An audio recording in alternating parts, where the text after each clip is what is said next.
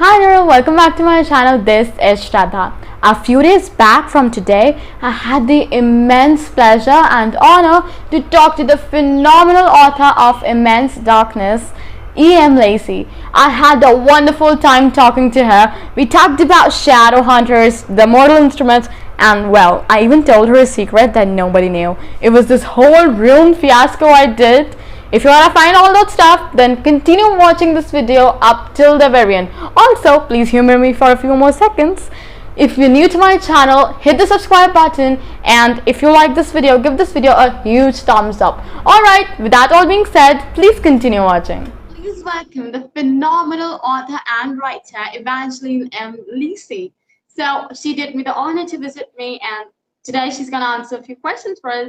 First of all, thank you so much, Evangeline, for doing this with me. I'm so glad, thrilled, and honored to have you here. And I can't thank you enough. Thank you so much. Thank you. Great. It's so great to be here. I'm excited about this. Thank you. All right. So as I told you, I have got a bunch of questions because I'm a very curious person. Do you mind answering them? No problem. Okay. So my first question. What has influenced you the most as a writer? Honestly, current events. And I've always just had, I guess you could say I've always been very curious. And it's like, okay, you have different situations that may be going on, but what if this? I think that's the biggest thing with authors. You just have that curiosity, and most of your stories just are after answering that what if question. So you're creating the scenario, and it leads to another world, and it just blooms into something else. So that's honestly what really generates a lot of my writing. So my next question: do you like audiobooks, physical books, or ebooks better, and why? I love books. Like, if you can see behind me, I have a shelf full of them, and I actually recently got more bookshelves. And like, I read physical books like more than once. So most of the books that I have on my shelf, I've read them multiple times because, like, I believe most authors are big readers. So I've been reading ever since I was very little. So yes, I love physical books. I will, I do have ebooks, which are great, but I love books. I like feeling the book, turning the page, putting the bookmark in it to save my place. That's always been my thing. Yes, the same could be said about me. I'm obsessed with physical books, although I read ebooks more because, in India, we're having a large variety of ebooks. Many of the authors, they're not even available in India as physical copies, and that's why I guess I like ebooks. Yes. And by the way, I'm in love with your background. I love the books folder, and it's frankly, it's making me quite envious. I love so many books. Thank you. I mean, I'm just obsessed. Thank you for coming by again. No problem. Yeah, because actually, it's funny. I discovered discount bookstores. We have those here. So literally, because I read a lot, some of the books, let's say there's like, meh, I'm okay. I've read it. I'm good. And I can take them and trade them for in-store credit to get like another book. That's all I do. It's like I give them my books to get more books. So I love doing that. So that's attributed to my collection. Okay. Yes. Yeah. So I have this third question for you. What behind the scenes tidbit in your life would probably surprise your readers the most? Let's see. I'm not sure there's too much that would be surprising, but I love a lot of like, my music preference is very wide. Like, when I'm writing, it's like I have soundtracks for each story. So I like to listen to classical epic music, but then my favorite, I actually love heavy metal. Like, really heavy metal music. Like, there's an old school metal, like, he's a metal artist, Alice Cooper. There is this band called Disturbed.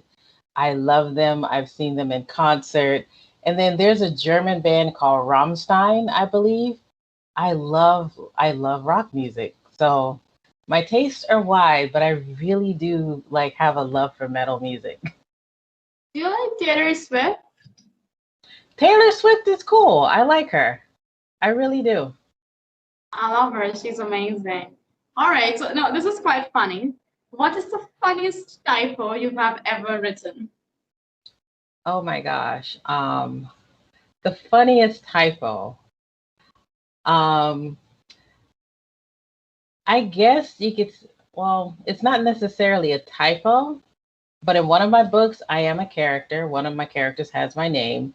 But one of my typos, I think, would be like I've repeated the word like, like the and the. So to me, it's like I cannot remember where exactly, but I know like multiple does and like the character's name like twice. So to me, that was a little goofy, but I'm grateful that, it was caught and worked out. But yeah. Okay. Okay. So, what is your favorite time to write and why? Honestly, the wee hours of the morning, because I have two dogs and the neighborhood, like my neighborhood is a mixed neighborhood. You have families and stuff like that. So everybody's active during the day, especially now that a lot of the kids are out of school. But working at like between 11 p.m. to like 2 or 3 in the morning, it's like that sweet spot. It's like everything's quiet. My dogs are quiet. The neighborhood's quiet. So you can just focus. It's like you're literally alone with your work, which I think is amazing. It's quite serene. Yes, I agree. Okay. So, how do you think being a writer has helped you as a person? I feel like with all the stuff that goes on, like things that you're unsure about, you can actually create like a solution for like the craziest situations. One of my favorite authors, L.A. Banks, she passed away, but she was like a really amazing urban fantasy writer. And she literally, in one series, I think it's like a total of 13 books, the Vampire Huntress series, she literally had world peace in her books. Like she came up with the solution for world peace, which was quite cool. And it's like you've got all these nations coming together to fight like a great evil. And the way she did it, you were like so caught up. And it's like when you stand away from the story, you're like, oh my gosh, she's got this group, that group, people from different religions, different everything. And that's the thing that I love about, with fantasy and fiction. It's like you can literally solve the world's problems on a page, which I think is awesome. Right. My next question. Okay, now this is something I really, really want to know. What is Hmm. your favorite word and why? Hmm. I would say what's funny, like my favorite word is why, because why starts the path toward a story and it's like that first step to a solution, because it's like, why, okay, for instance, let's say, why can't, a zombie or a werewolf be in the same story? Or why can't, it's like, that's what I love about it. And because I read a lot and I've read a lot since I was little, and it was always like you get into the story and it's like you get out and it's like, well, why can't I do something like this? Or what if that happened? Or why? So I love that question. That's And I think, interesting. yeah, and I think that that's the cool part, because even for kids, that question why it invites knowledge. That's what I think. That's why I like it. Okay, that's quite interesting. It never occurred to me how important why can be. It just occurred to me right now. Thank you for, it was quite of a realization for me. Thank you. Okay, no, this is quite weird and frankly might sound a little self-obsessed. Do you Google yourself? You know what? I've Googled myself, and I don't think, sometimes I feel like it's not necessarily self obsession, but to me, I feel like it helps me to see where, like, what my work is doing, if it's, expanding and going anywhere. Um, Actually, yeah. So I've done that before. It's actually pretty interesting to like Google yourself and find yourself online. So yeah, it Well, happens. I tried Googling myself, and apparently there was this saint who shared a name with me. And whenever you Google my name, the first picture that would appear would be of that saint. And that's so embarrassing. Yeah, Okay. I didn't know that there were. I think there's a couple more EMs, but not per se writing. So different people like have EM for companies and stuff like that. So it was nice to see that I'm like the writer. All right. My next question. What are your favorite novels? My favorite novels. I love a lot of urban fantasy and high fantasy. Like my favorite fantasy is like Wizards First Rule. Um, it's an amazing series and by Terry Goodkind. And when it comes to urban fantasy, it's funny because I actually pulled. Did I pull them from mine? Yeah, I did. I pulled them.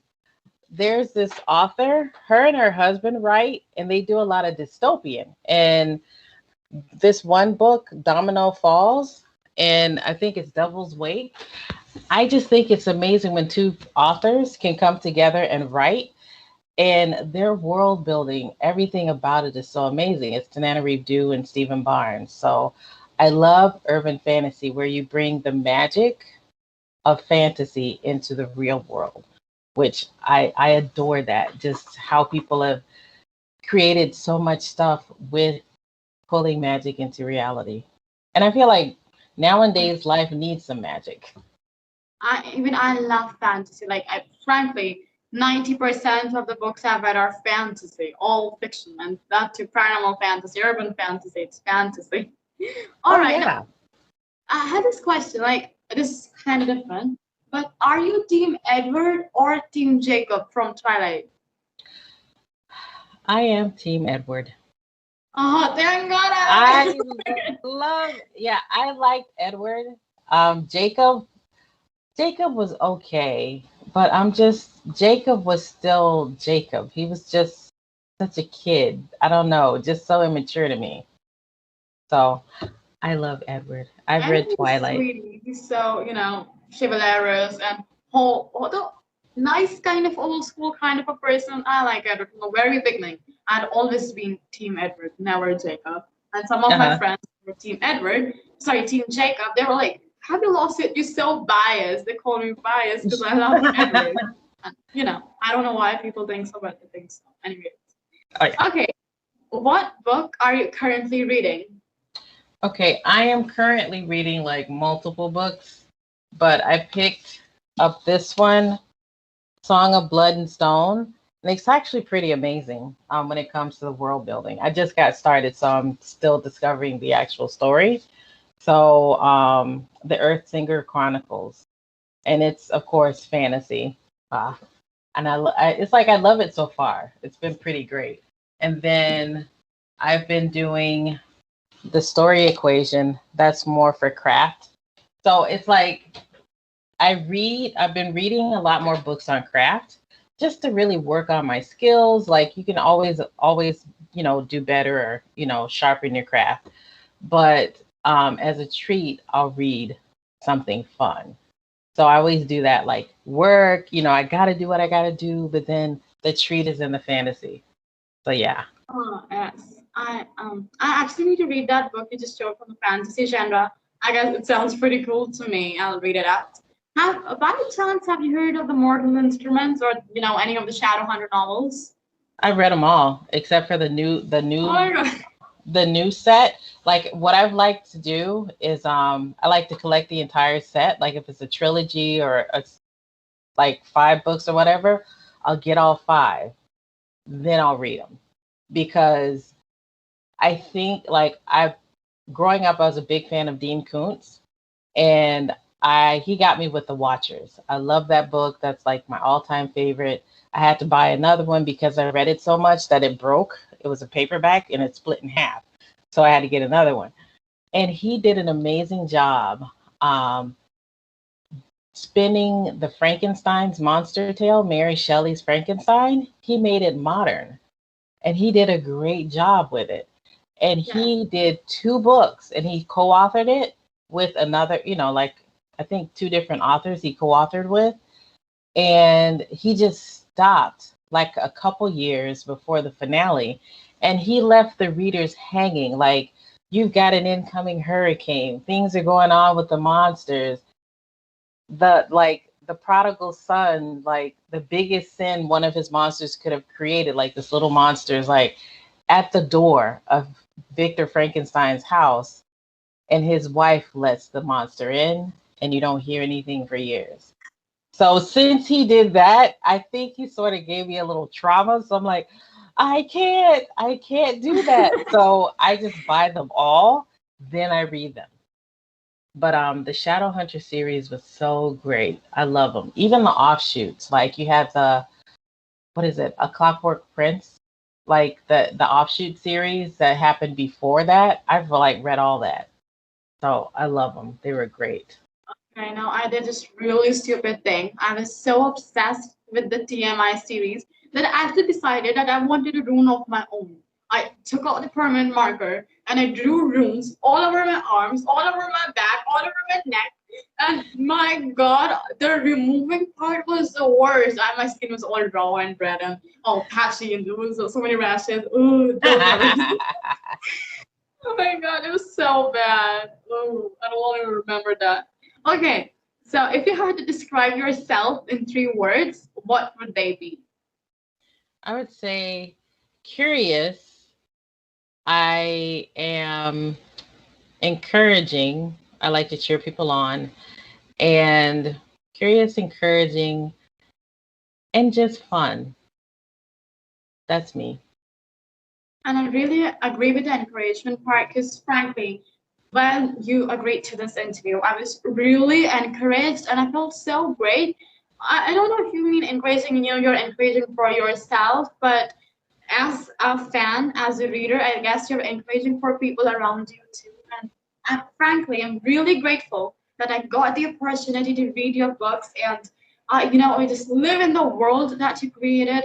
Thank you so much, Evangeline. You have got no idea how honored and lucky I'm feeling at the moment. I'm on cloud nine.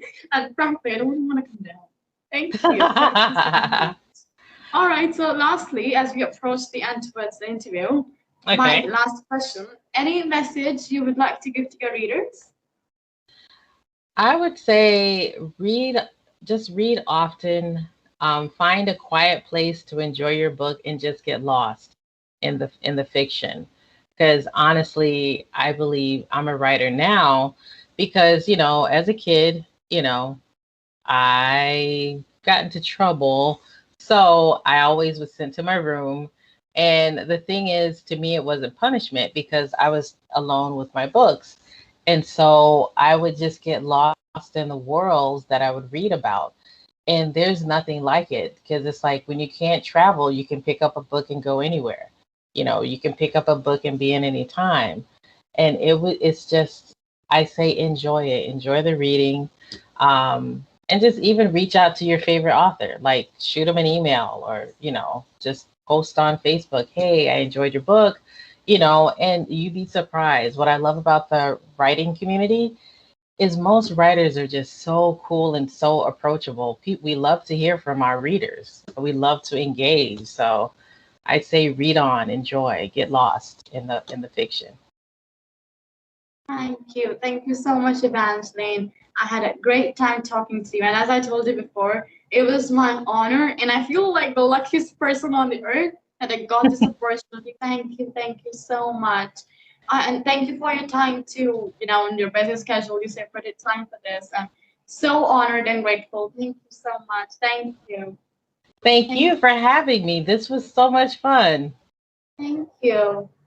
Okay, now we need to stay like this for a second or two because the video needs to be cut out. This part will be cut out so that we don't come out like this. And it's so Uh weird. In half of my interviews, I'm coming like this. And my mom is like, "You look pathetic. Don't do that." huh. Thank you. Oh, okay. Now I have this little doubt because you reside in the US. Now I Uh-huh. have been trying to understand it from a very, very long time. You guys are Mhm. having summer there, right? So like people say that summers are very hot in states like Texas. Is it true for all over the US, or there are just some particular states who are having very hot summers?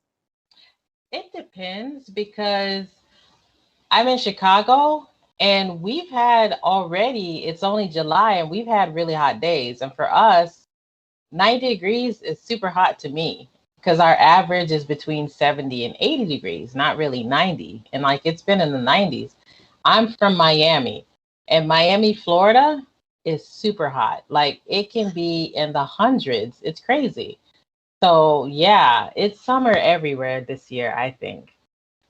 You like summer, winter, or monsoon? I actually prefer winter. Shockingly enough, I love winter. I don't know why. I'm just a winter creature. Like I feel like I love to bundle up and get warm, and then I already stocked up on my. Your video just got stuck. Hello?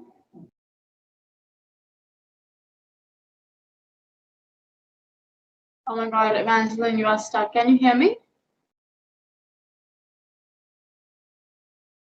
Well, it's stuck. Maybe we can, talk by chat. I'll end the meeting. Probably some network issue. Okay, I hear Hello? you. There you Yeah, you're are. back. You're back. Yeah, Okay, you're cool, back. cool. Oh no, because it was just like I was pretty much done. It's just that I like winter, cuddle, cozy, and it's funny because like I have two dogs, and when I take them for walks, they hop like bunnies. Like they don't like the snow, so one she hops like a deer, and the little one he sort of hops. I usually have to rescue him. He's like a little guy. My sister here too prefers winter because she's very fair and she cannot tolerate the sun one bit. If she goes out in the sun, her body will turn red, her eyes will turn red, and sometimes it also results in nose bleeding. She cannot survive summer. Ooh, And sometimes I'm surprised at how are you even in India. Like we have summers here most of the times, and even in the monsoon, it's so humid. I hate monsoons. I just realized it. I despise monsoons. No one should have monsoons. They're pathetic. I know. So Well, Florida. I feel yeah, like Florida has them because we have a hurricane season. So it's wet, windy, and it's just always humid down there. Period. So it's like, ugh, not fun. yes. Thank you so much, Evangeline, for your time. And now I can officially end this thing because we won't look pathetic while ending.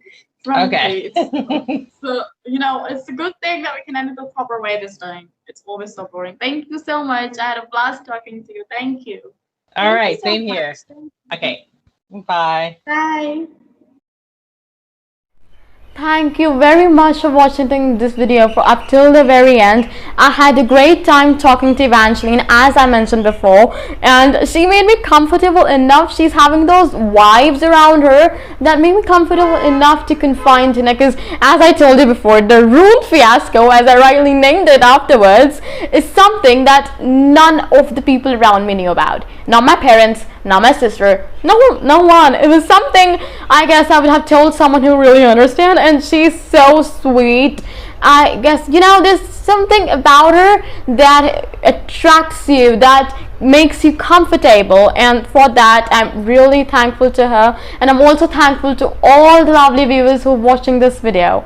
Also, if you haven't yet read Evangeline's books, I have a great news for you. You can easily get a taste of her books. How? Let me tell you. Her latest book came out recently in June, and that book is available on Kindle Unlimited. So if you have that subscription, you can buy that book from the link down below in the description box. It's basically an anthology of 16 stories from 16 different authors, and Evangeline is one of them. I've already started reading that one, and so far I'm enjoying it very, very much. If you have already read one of Evangeline's books or this anthology I mentioned, please share your views about it. I'd love to know. Thank you very much for being here. I really, really appreciate it. I'll see you guys very, very soon. Till then, stay tuned and start reading Evangeline's books. Thank you.